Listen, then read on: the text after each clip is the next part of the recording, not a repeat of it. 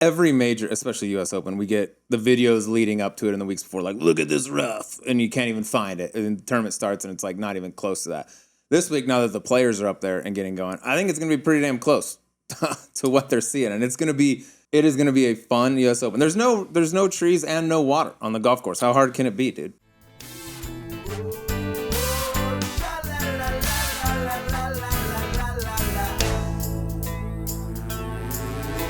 All right, welcome back to Golf Subpar with Colt, Knost, and Drew Stoltz. We got a special U.S. Open preview episode for you. And as always, it's brought to you by our friends over at Fanatics Sportsbook. And great golf's coming, including some huge majors. And Fanatics Sportsbook has even more ways to get in on the action. The latest update, you can now parlay multiple players. Combine picks like outright winner with top 5, 10, or 20 finishes, whole scores, and even who makes the cut. Plus, me and Drew are dropping our weekly Subpar picks right in the Fanatics Sportsbook app, so you can ride with us every week. And if you're new, here's a bonus. Sign up and bet $20 and you'll get $200 in bonus bets. Just use the code SUBPAR when you join. So much great golf ahead and so many ways to bet, all in the Fanatics Sportsbook app. And while you're at it, check out Fanatics Fest, happening June 20th through 22nd in New York City. It's the ultimate fan experience with appearances, merch drops, and more. Use code SUBPAR15 for 15% off tickets at fanaticsfest.com. Not available in all states. Terms apply. See Fanatics Sportsbook app. Gambling problem? Call 1-800-GAMBLER. Connecticut, 888-789-7777. In Massachusetts, it's 1-800-327-5050. New York, 877-8-HOPE-NY. Maryland, mdgamblinghelp.org. Sleaze, by the way, you picked another winner. Ain't no gambling problem this week. Nope. Finally got one. Sammy B thought he was getting the whole thing done. I tell you what, I was kind of bouncing all over the place on Sunday at the RBC Canadian Open, switching back and forth between groups. I was with Shane Lowry to start, who was 5 under par through 4, took the lead early. Then all of a sudden, here comes Sam Burns, gets hot, just birdies the first 5 on the back 9. What's 5 in a row called? Pink Panther. Pink Panther for the kid. Had a good chance north for 6 of the in a wall. row. I know. He was looking for Looking really good. Ends up shooting 62. When he birdied 18, I thought that was a wrap. I thought he was going to get it done, but there were still obviously a lot of guys behind him. And in the end, Ryan Fox, who I love, man, we got to get him on this show. I'm a big fan of him. He is just a dude. Picks up his second win in 4 weeks. Canadian Open, this is obviously, he won an opposite field event in Myrtle Beach, but now the RBC Canadian Open, big time. But this guy's a stud. He's going to be on the next President's Cup team, I would imagine. His dad is a legend. Legendary rugby player. Like, I asked Frank Nobilo, I said, tell me how big a deal Ryan Fox's father is over in New Zealand, because he played for the All Blacks. He goes, as far as like size of the country, he would be the Michael Jordan of New Zealand. I'm like, God damn, that's a good guy to be. It's a good guy to be. His golf game's good too. Got that strong grip. Those hold off fades. Hits it hard as shit. Low. Dude, the 3-wood he hit in on the 4th playoff hole. By the way, there's a bunch of stuff to talk about on this playoff. One, let me go to the good part first. The pace of play between these two, all time. Mm-hmm. 2 of the fastest guys on the PGA Tour. It's fun to watch. Like, it was hard to get, when Fox flared the one right and then Burns had laid up. It was hard to get the camera on Burns before he was sending that thing. I mean, they were going like they were going to run out of daylight. That's cool to see because we need more people seeing you can play good golf and play good golf fast.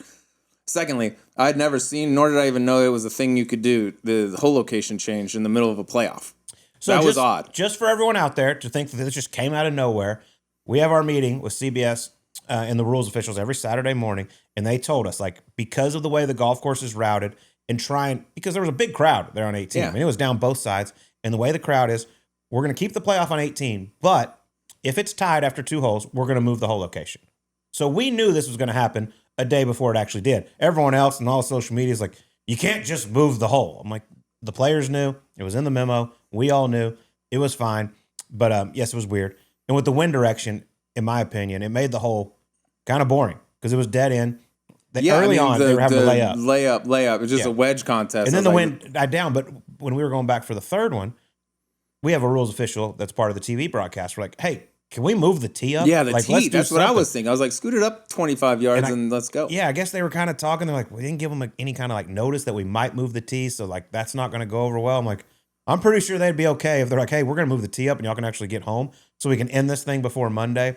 But like you said, the 3-wood Ryan Fox hit was unbelievable. We were walking down the fairway after he hit it. He looked at me and he goes, about time one of us hit a fucking shot. Because, I mean, it wasn't real good. Yeah, I mean, for a little bit. It looked like it was going to be done after one. Sam Burns hit in there 5 feet, best putter on tour. Didn't look like he hit a bad putt, by the way. Just like Ryan Fox is like broke. His putt looked good too. Just broke off low. I think Sam maybe gave it a fraction outside the right edge, and it didn't break. And after that happens, when you feel like you got one in your back pocket and you let it go, like it's crazy. Like the percentages of, does that person go on to win the playoff at a later hole, or you just feel like, fuck, that was my time? It's crazy to think, because I thought I was with you after when he hit it in there to 5 feet on the first playoff hole, Sam Burns. I thought it was dead right there, because this is a top 2 putter on the PGA Tour this season. Like that's been the best club in his bag. I know he hadn't won in a while. I was shocked to see him miss that, but I'm happy for Ryan Fox. I love Sam Burns. It's good to see him playing well again. See if he can make a push for that Ryder Cup team. Yeah, moved 9 spots up. But man, he's such a great dude. Like I love following him. He's always talking out there. But he's close. He's starting to play. He was in a little funk there for a little while, starting to play good again. But I'm very happy for Ryan Fox. The world's starting to see how good this guy is. Yeah, he's gonna be on that President's Cup team. He's fun to watch. He's fast. He's aggressive. I mean, the 3-wood that he hit on the playoff, he didn't even take a practice swing, and it was like it was like old Lee Trevino. He don't mess around. It was awesome. I was like, so many people. I don't think you play better just because you sit there and think about it for forever. But props to him. Also to Sam Burns, after ball striking not being up to par with his putter for a while, starting to click. Yeah. It was a new golf course this year, TPC Toronto, which I kind of got to argue with the name a little bit, Sleaze, because I stayed in downtown Toronto. It was 90 minutes each way to get out to the golf course. Convenient. So not really in Toronto. Convenient. But what'd you think as far as watching on TV, how'd it come across? Had some cool holes, I thought. There were some good par 3s. The one was giving people fits after the first day. The one where you hit it up on the hill on the left and you're basically like Ludwig made like a 7 and with an unbelievable up and down to make a 7. They were like, we should move this 40 yards up. And I was like, 40 might be a little aggressive, but if you could at least hack it out of that rough. But I liked it. Rough was Pinot. Long, it looked like, but huge fairways. So, the guys are going to shoot pretty low on it. Nothing's long. I mean, there's anymore. a lot of great courses, though, in Canada. And, like, no offense to the TPCs. I just don't think TPCs, by and large, there's a few of them that are good, are the best golf courses you can go to. But PGA Tour owns them. I get it. But there's some great spots around Toronto that I think would be my pick. Yeah, and there was a lot of people out there, but it is very far. And I just feel like when you're in a big city like that, if you get a golf course that's close to the city, the atmosphere just feels so much bigger. Like, I don't think Glen Abbey's that great of a golf course, but the environment out there, the atmosphere, everything just feels big. You got that whole stretch around the clubhouse where you got the short par 3, 7th, the 9th green, then you got 16, 17, and 18. And there's just thousands of people. And Canada loves their golf. And so I love when they come out there and they support these guys. The golf course is okay. I heard they're going to make some changes to it. It was in great shape. It looked good. It's just, there's huge fairways. You mentioned that 11th hole, the par 3, which on Friday gave the guys all kinds of trouble. I talked to one of the officials. He's like, dude, we're getting worn out about this 11th hole. I'm like, for what? I didn't think it was that terrible. Everyone was just bailing up the mountain. I believe it was that day. It was like 200 yards. And it's a tough shot. I mean, there's water right. There's the tall grass left.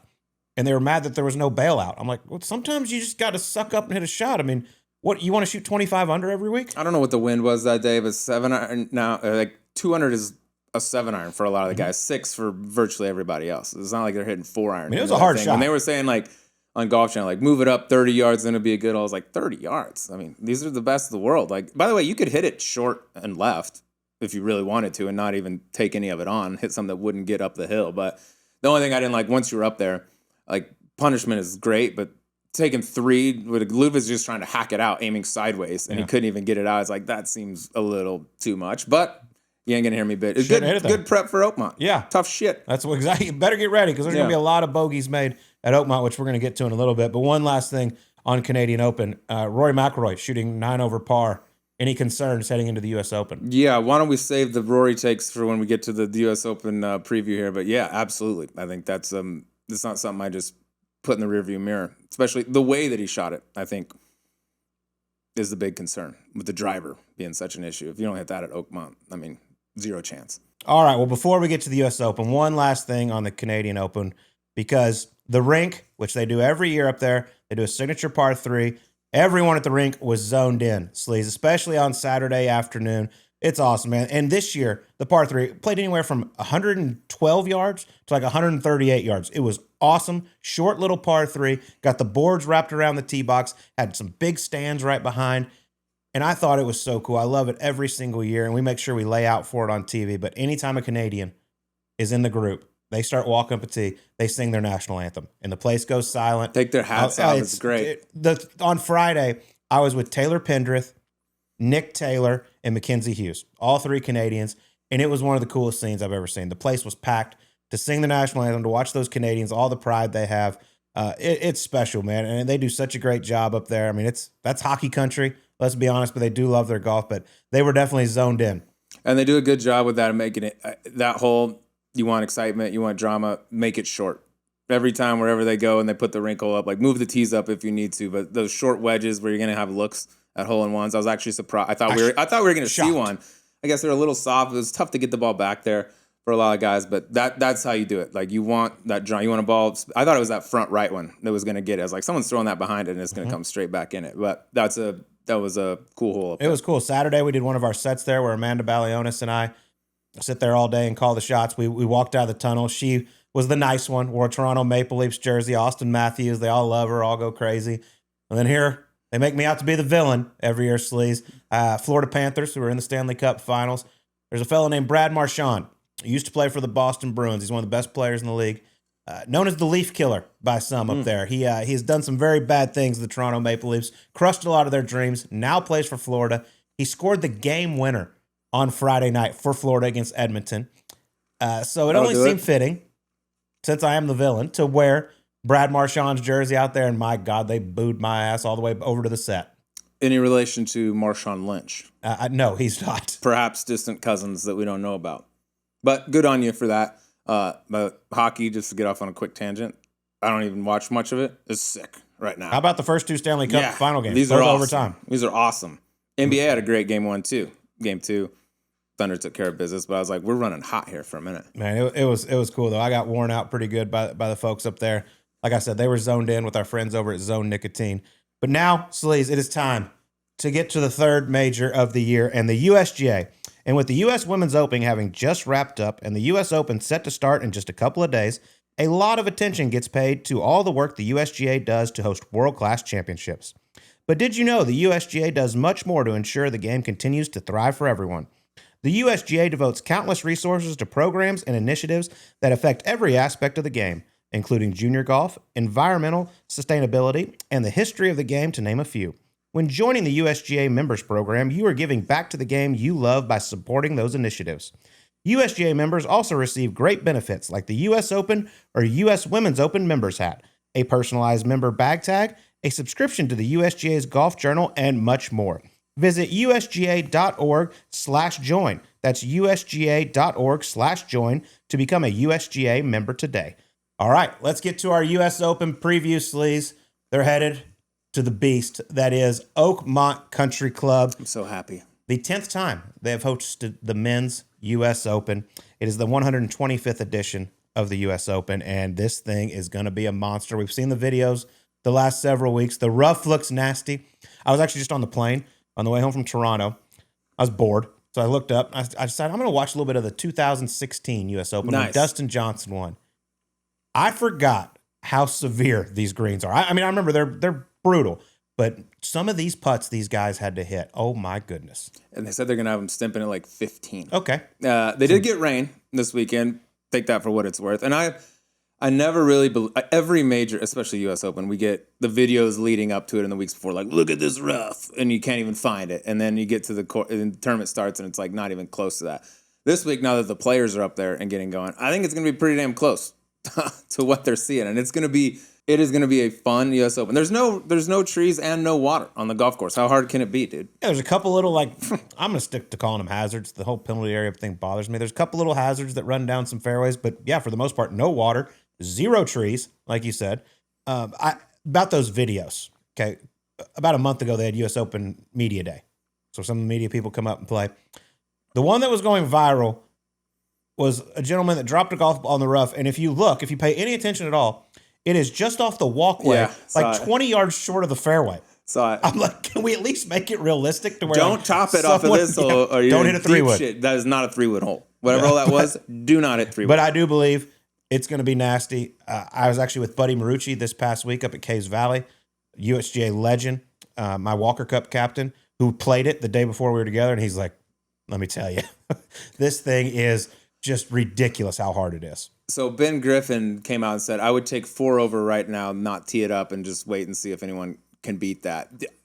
Are we out of line for thinking this is going to be like Angel won it with an over par score 5 there, over. right? 5 over. DJ was -3. I'm going to go, I got all the scores for you. Anyway, I think this is, par is very much in play from what it sounds like. It potentially could be over depending on exactly how they want to set that place up. Angel Cabrera was 5 over when he won.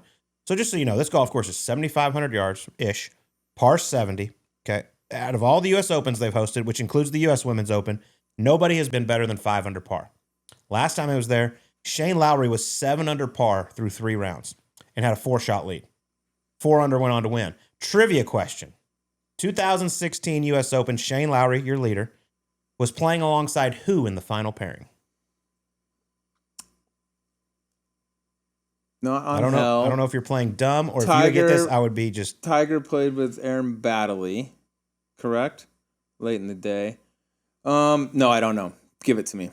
2016, Tiger was not a factor. 2016 is the year Dustin Johnson won. What was the year Tiger came out with the mock on and looked like a free Angel won in safety? 2007. Oh, there you go. So One vintage 2016, the final pairing consisted of Shane Lowry and I believe the 642nd ranked player in the world, Andrew Landry. Of course, who could forget?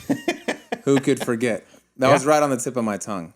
Yeah, that's shocking because this is a golf course, and we'll get into it more. But I don't see if someone outside the top 20 in the world golf rankings win this, I'd be shocked. So that's my thing, and that's what, with U.S. Opens and a golf course this hard. I honestly think you could see a guy.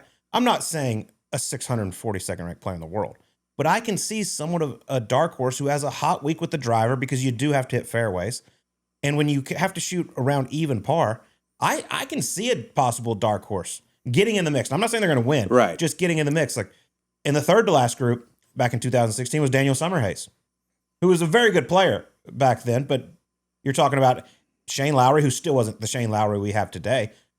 You had Dustin Johnson, Lee Westwood in the next to last group. Sergio Garcia was up there. I can't remember who. Jason Day made a move on Sunday, but this is. I'm very interested to see where we go with this because from what I saw back then. Some of these putts, it is terrifying. And I know they're going to push the limits. Scott Langley, if you're listening, please just don't make the golf course the biggest story. It's going to be a story no matter what because of how hard it is. But, man, some of these greens, I just ran into Phil Kessel, the hockey player, on the plane ride over here, and we were just talking at baggage claim. When he played for the Pittsburgh Penguins, they won the Stanley Cup that year. The U.S. Open was there in 2016. They got to play it the day after. He goes, dude, that place is unfair. I mean, I know he's not a professional golfer, but I kind of agree with him on some. They can push it to where this place can become unfair. Some of these putts are absurd. I mean, these greens, Sleaze, this place was built in I have it written down here somewhere, 1903, I believe. Okay? Every green is the same except for one, and that is the 8th green. Yeah, that's back when they used to stamp at 6.5. That's my point. Now they're at 15, which I think typically, the way the USGA gets in trouble, in my opinion, on these setups for U.S. Opens is they press the pin locations too much. Like a pace or two here, there, just soften it just a little bit. It doesn't have to be like if you roll, if you have a lag putt and it rolls 3 feet past the hole, it's down and it's off the front and it's 30-yard pitch shot back up. Like you don't need that. It's already brutally hard. Just don't let it get to the point where players can come in and be like, this is bullshit. It's Mickey Mouse. Because they have done that in the past. Just put the pins in normal places where they're fair. The golf course itself, the rest of the setup is going to take care of the scoring for you. You don't have to get gimmicky on a golf course like Oakmont, where it's going to be survival out there. That's where I get nervous, and especially if we don't have any more rain, it gets dry and it gets firm. I think it's supposed to be done according to what I've been told. But as I said, 1903, it was built by Henry Fonz, designed by Henry Fonz. The big Fonz, Fonzarelli. This is the only golf course he ever designed. One and done. Just I did it. I made the hardest one on earth. Course rating of 77.5. So if you remember there, I mean, how easy is other golf courses when you leave Oakmont? If you break, that's nice. If you can break 80 regularly, you're scratched. Yeah, basically. It's going to be a test. I'm so excited for the week. I'm glad actually to not be working and sit on the couch and enjoy it this week. But I want to go over some of the winners for you because, like you said, you don't see a dark horse winning, which I don't either. I think see there one could be contending. some surprise, like in contention type guys, but to actually win it, no. So let's go to 2016. Dustin Johnson wins at 4 under par. On the women's side, Paula Creamer in 2010 wins at 3 under. 2007 was the year it was carnage, +5 for Angel Cabrera. Ernie Els in 94 won at 5 under. Patty Sheehan won at 4 under. Larry Nelson 4 under. Johnny Miller, famous for the 63. Ever heard of it? Shoots 5 under par and hit like 10 iron shots inside of 15 feet or something. Shot 63. Don't know if you're aware of that. Jack Nicklaus won there in 1962 at 1 under. The great Ben Hogan in 53 at 5 under. And then how about these last two? Sam Parks Jr. in 1935, 11 over par. Sammy P. Would you like that? I would love that. And then the first U.S. Open they hosted, it was a par 72, but Bobby Jones won in 1927 at 13 over. That's a 301 total. That's when we played man golf. When you hear any of this bitching coming in, I didn't shoot 20 under. Shut up. Just post the score. But look at the names. I mean, I don't know all those. There's a couple old names that I don't know, but like those are name brand guys. Name brand. I think we'll have some, to your point, like catch a good week with a Daniel Summerhays type, let's just call it, right?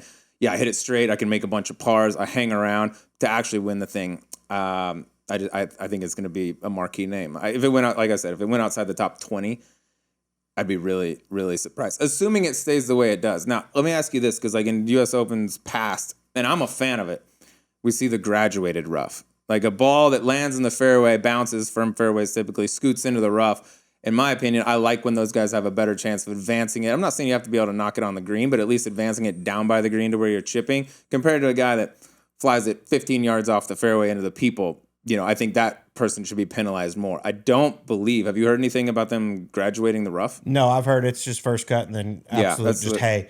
And you can't do anything when someone hits it into the people. Like, there's thousands of people. It's a major championship. Yeah, I don't even mean like they're going to catch a good lie. Forget the gallery. Just like if you fly it 12, short of the I think people, no matter where you hit deep. it, if you're in the rough, you are going to be punished. It's going to be a test. You are not going to be able to fake it around there. But I do like, because I don't even care about the 7,500 yards, because that's not that long nowadays. You are going to get punished if you do not hit fairways. So you better get out there. You better hit some fairways. And we talked about it a little earlier. We mentioned Rory McIlroy shooting 9 over par at the Canadian Open.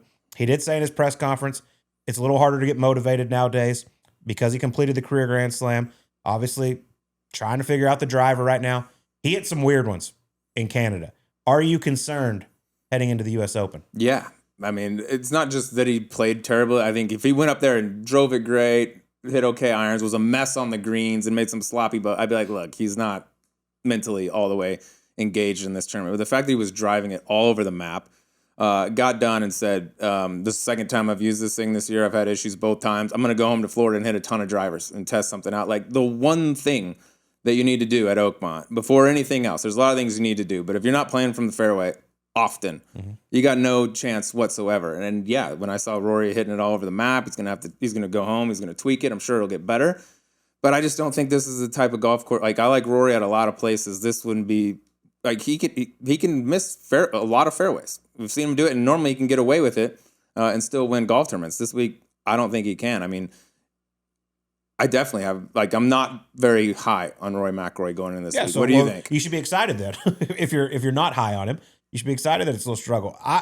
I've never seen him drive the golf ball the way he did this past week. Now, I don't know if he just didn't really want to be there. Obviously wants to look forward to the U.S. Open. I don't know. His ball speed numbers were down with this driver he was hitting compared to normal.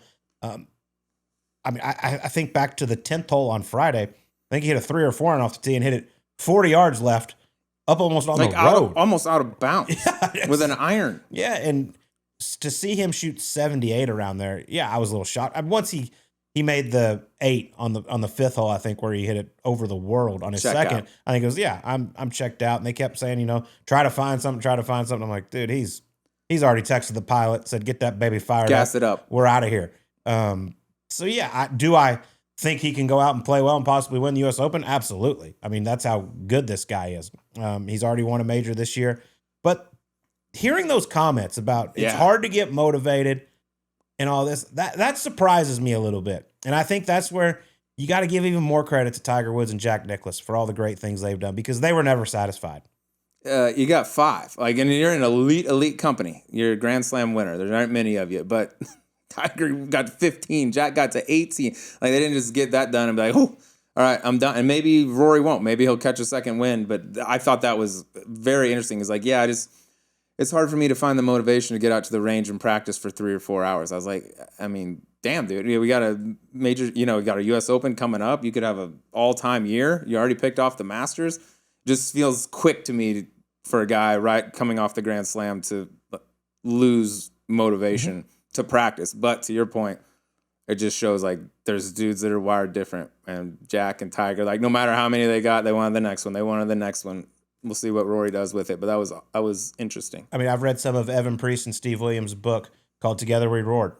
Steve Williams is a longtime caddy, and he told stories about how they would go win a major. And the next day, Tiger would be on the range at 8 a.m. Like, not celebrate, not nothing. He's like, no, we got to get better. I mean, you've heard stories about, like, Kobe in the gym after they win titles and stuff, like, no time at Olympics. He's the first guy out, and he's been around, won everything, done everything. It's just like, that's the way he's wired. So, a little bit different for Rory. And for me, now. Like, hey, Rory, if you're satisfied, if you're happy with all this, you're a Hall of Famer. You've done something only 6 people have ever done now.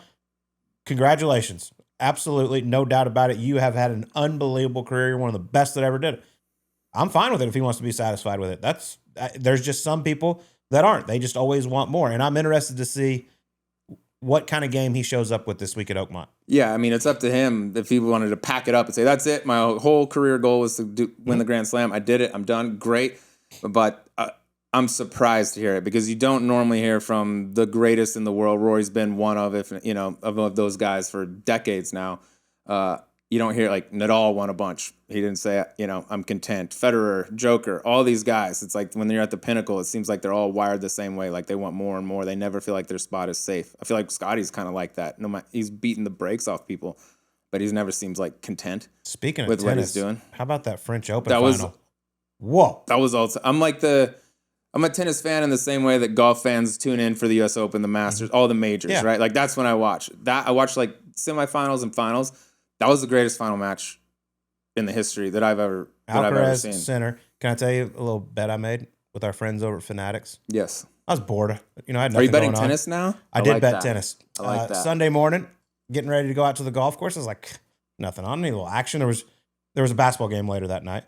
But I was looking at the tennis matchups. Like, this looks interesting. Over under for total games played, 41.5. It smashed it.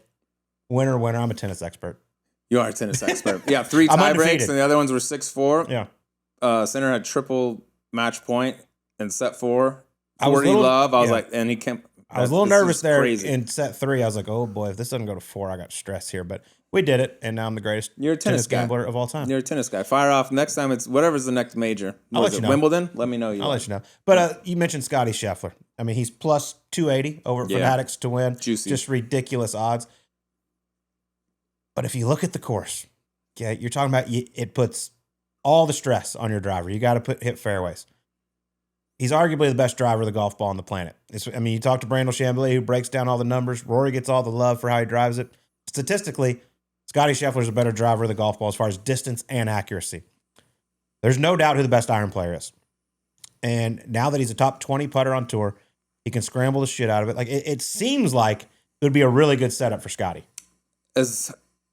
As much better as Scotty is than everybody else in the world, every week he comes in with these crazy odds, right? I don't think there's ever been a week that I'm more on board with Scotty. Like, it just feels like something. This just weeds people out so fast. If you have one thing missing in your game, boom, you're done. The way he drives the golf ball, he's going to play from the fairway a ton of times. Length, not quite as important this week. I just feel like it's the other guys that are, factors like a Rory, who people will say is the greatest. Like, he'll hit it crooked. He can hit it sideways, and you just can't do that out here. And this is also why, Colt, we've talked about this. The Tiger comparisons come.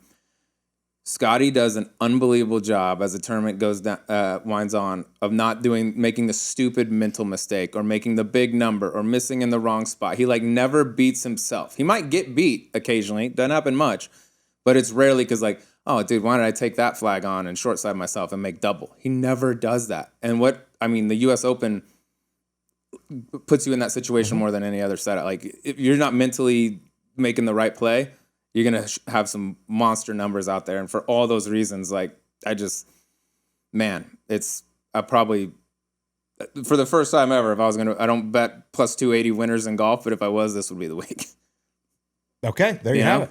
All right, so let's get to some gambling with our friends over at Fanatics Sportsbook. Scotty's the guy. Let's go to some other guys. Listen, we've hit 2 in a row now as a squad, okay? You got Sam Burns. You had him in top 20. You were debating whether or not to take him top 10. What you should have done was take him top 5. Same with Sepp at Philly. Yeah. Could have had the same thing. You never go broke by taking a profit, though, Colt. You know who said that? Or, no. Warren Buffett. Well. And then he wrote Margaritaville. And then how about, and then he wrote Margaritaville. I was wondering, I was like, is he just going to keep going? How about scared money don't make money, though? It don't. That's a true story. All right, so let's get to some bets here. Let's see if we can keep this thing rolling. As we mentioned, Scotty Scheffler, plus 280 over at Fanatics. This is really hard for me not to go this way. We just talked about how shitty he drove it. But I believe he has 6 top 10s in a row at U.S. Opens. Oh, here we go. Rory McIlroy, top 10 at plus 120. Wow. Just that does not appeal to me. Perfect. That's perfect. That means I like it even more. But that's going to be my first. We're going to go through several of these today. I also got a little same game parlay for you. Ooh, I like that. You want to go back and forth, trading off ones? All right, so is Rory. I was going to say Scotty's the guy, obviously. Let's go to other people we like to play well this week. Is Rory one of them, like for you, outside of Scotty Scheffler? I mean, clearly, like he could win a U.S. Open. All right, I'm going to go with my guy that I think represents the best chance outside Scotty Scheffler, Colin Morikawa. Ooh, okay. Okay. Joe Griner. Second in driving accuracy on the PGA Tour. Gotta have it. Iron play. Scotty's the best. Colin's up there with it. Top 20 in 5 of his last 6 majors. So he plays well on the big stage. And the last 4 U.S. Opens, 4th, 5th, 14th, 14th. I'm going to take him at a top 10 plus 210. Okay. I really like Colin. I think he could really challenge Scotty just the way he just peppers fairways over and over. I don't see him falling too far behind. I mean, I like Colin Morikawa pretty much everywhere. I think his game is built for a U.S. Open. The high fade with the irons, get it to land soft. Absolutely. All right.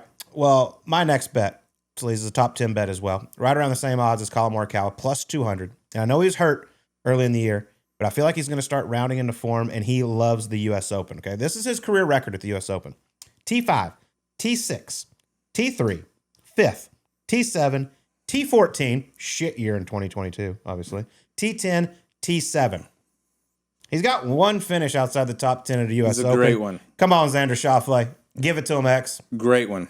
Great one. Working his way back.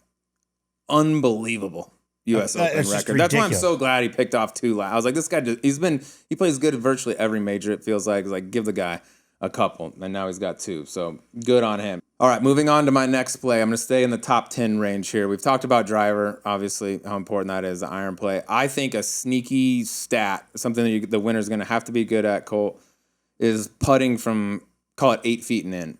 You mentioned how diabolical those greens are. You can hit greens, have 30-footer, hit it just a fraction too hard at 15 on the stent meter and have 6 feet coming back. And I think you're going to have to hole a lot of those. This guy is a U.S. Open champ, also a phenomenal putter, especially a clutch putter, I would argue one of the best. And I would say in the conversation he's in top tier for best drivers of the ball in the world, Jon Rahm. 21 straight top 10s at live events. He's a top 10 machine. We just need another one. We just need another one right here. His last 3 majors, like when he first went to live, there was so much attention and all the shit. Like it's understandable that he didn't play well. Then he had the foot issue, at the U.S. Open. But the last 3, 7th, 14th, and 4th. And it was tied for the lead on Sunday at the PGA, too. Really the only guy that challenged Scotty. You're never going to hear me say I don't like Jon Rahm at a golf course. Yeah. Except when plus 120 is not great, but I think Rahm's going to have a good week. All right, let's have a little fun here. I got a couple of fun ones for you. And then also, I just made a same game parlay. I like this. Which is always a lot of fun. But my first bet, top Asian. Plus 350. You know where I'm going. I'm biased, but he's my guy. And he drives the ball about as straight as anybody. If he can just keep his shit together for 4 days. That's the big if. Hey, you just got to beat the other Asians, okay? That's a good point. Yeah. And then you cash plus 350 with Siwoo Kim. Plus 350 for him. That's a nice juice. I kind of put him in the same category as who I do also like this week. I don't have a bet for him. But like Tyrrell Hatton drives the shit out of it.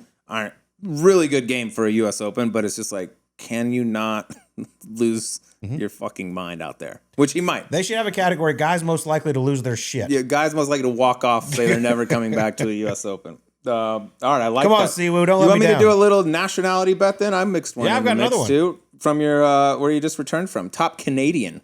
Okay. Oh, Canada.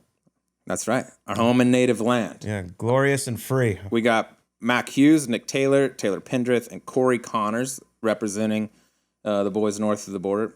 I'm going to go Corey Connors plus 140 just because I think you have to hit it great the whole time. I don't really care what his putter does. He flushes it. Ball striking event. I'll take Corey Connors out of that mix. Plus 140. They only got to beat 3 others. Okay, I like that. You know what's funny is I'm sitting here talking about it, and I have the Fanatics Sportsbook app up, and I'm pretty sure they're listening because Siwoo's odds just changed as we Did he go down? just talked about it. Yeah, this is absolutely wild. You think they're eavesdropping on us? We haven't even released this yet. Okay, my next one: top rest of the world. So basically, no Americans, no Europeans. It's like a President's Cup team. Okay, here we go. Plus 500. Okay, he's actually the favorite in this category at plus 500, which you like 5-1 odds, don't you? I enjoy them. The man's won 4 times this year over on Live. Here we go. I like it. He's now the all-time most winning player at Live. Joaquin Niemann, Waco, plus 500 to be the best of the rest of the world. I mean, he's a beast over there. He's doing what we thought John Rahm would do when he went over there. Like, was it 4 already? Mm-hmm. I mean, dude, this year. It's going to be a runaway player of the year out there. I mean, unless somebody wins the rest of them. But I love that. I think that's undervalued given that he plays on Live and maybe not enough respect given to him. But, I mean, he's beating those guys week in, week out like a dog. So, plus 500. There you have it. Daddy like Come on, Waco. And he just his first top 10 at a major at the PGA. Yeah, he's cracking the code, maybe. He's still a baby, dude. He's still so young. It's like we look at his major records, like, oh, it's not very good. It's like, dude, he was a kid. Like, didn't he turn pro at 17 or something? Like, he was a child. So, he's seeming to figure it out right now. All right, I got 2 more here. Moving on from top 10. I'm going into the top 20 range. This is a guy I really like this week, too. Does he have enough gas to win it? I don't know. But I think he can definitely play a role. Sepp Straka. Yeah. Okay. Top 20 plus 160. I feel confident in the top 20 from him. I mean, he just drives it straight, not the longest. So that's fine. Iron plays great. Really just no like glaring weakness. He's gotten longer too. Already got 2 wins on the season. The only pause, I guess, when I was looking at it, he's got 3 missed cuts this year. 2 of them are the majors. Hadn't played a weekend yet at a major championship. But U.S. Open, now's the time. His game, yeah. I feel like Oakmont, I actually drew this comp when they went up there. I was like, I feel like Philly Cricket's kind of like, it's got a similar kind of aesthetic and vibe. Clearly not as tough, but it's in the same state. That's right. Good point. Right down the road. Yeah. Philly and Pittsburgh. Mm-hmm. Home of Aaron Rodgers now. Pennsylvania. Mm-hmm. That's right. Home of Aaron Rodgers. Yeah. You want to fire your last one off? Then I'll give you the same game parlay. Yes. This is going to feel like a homer pick, probably because it is. Probably because I just played with him a few days ago, and I've bet him a few times this year. I believe I'm 1-1 on bets. Is this Ches Reavie again? It is not Chesterfield. It is not Chesterfield, but this guy feels like Ches with another gear, maybe. The Ches of old. JJ Spawn. Here we go. You've picked him like 7 times this year, too. I'm going to continue to pick him, dude. I mean, the players, golf tournament, you got to hit fairways, be smart, all that stuff. Lost in a playoff to Rory. He's plus 330 to top 20. He's hitting it so good. Yeah. 13th in Ryder Cup standings. I would bet right now JJ Spawn will be on that team. He's going to have another big week, similar to the players-esque, and launch himself into that top 12, and I think he'll play at Bethpage.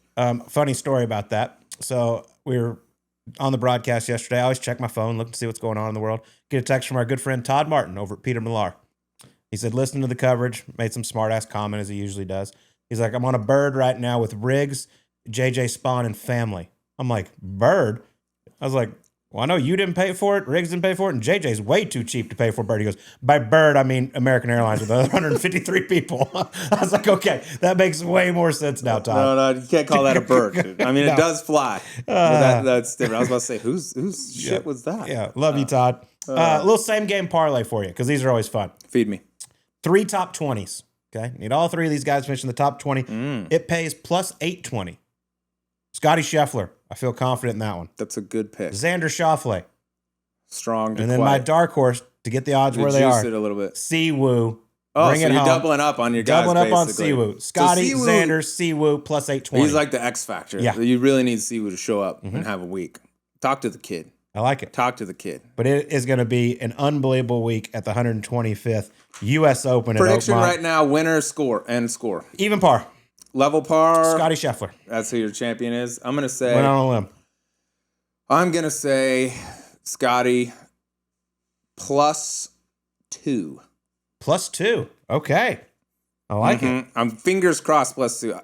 I'll say this. The harder it plays, the higher the winning score is, the more I pile on Look Scotty. what just happened at Memorial where it was Pile set on up tough. Scotty. This is going to be even tougher. Yep.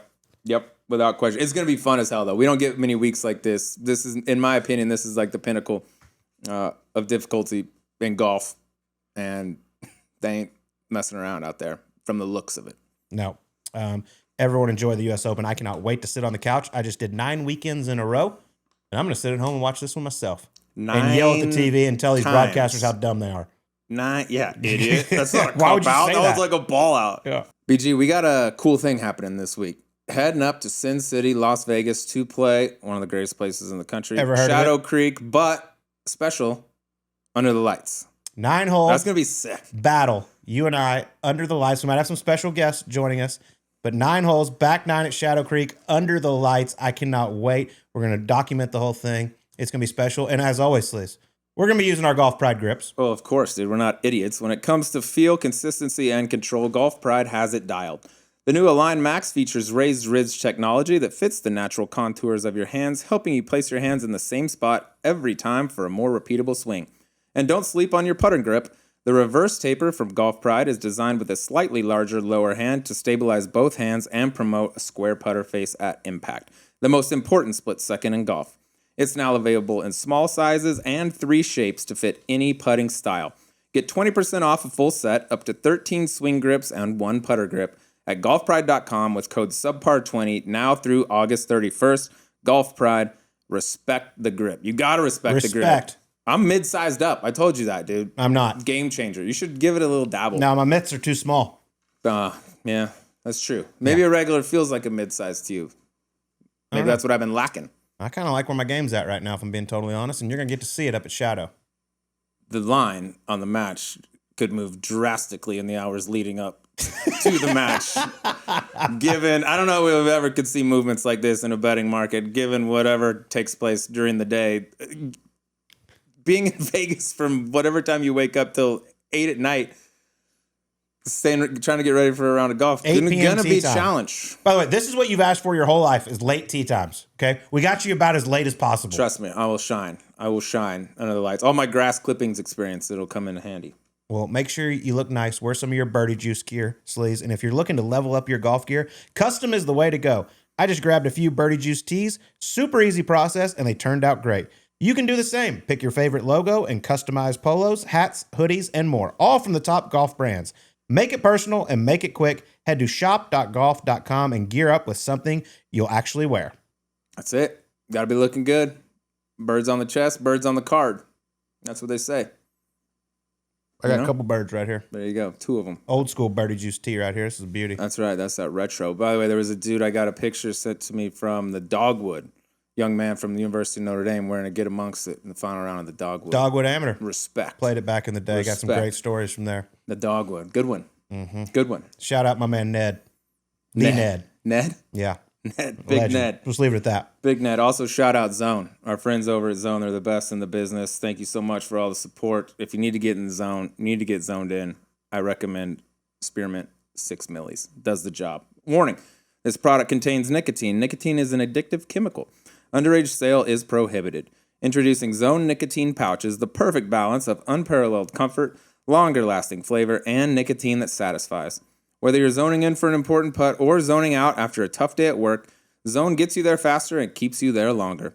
Available in 7 flavors and in 6 and 9 milligram strengths. Find Zone at zonepouches.com and retailers near you. Own your Zone with Zone nicotine pouches. All right. Well, I cannot wait to see who is in the zone at the U.S. Open at Oakmont. It is going to be a battle. Hope y'all enjoy it, and we'll talk to you on next week's Subpar.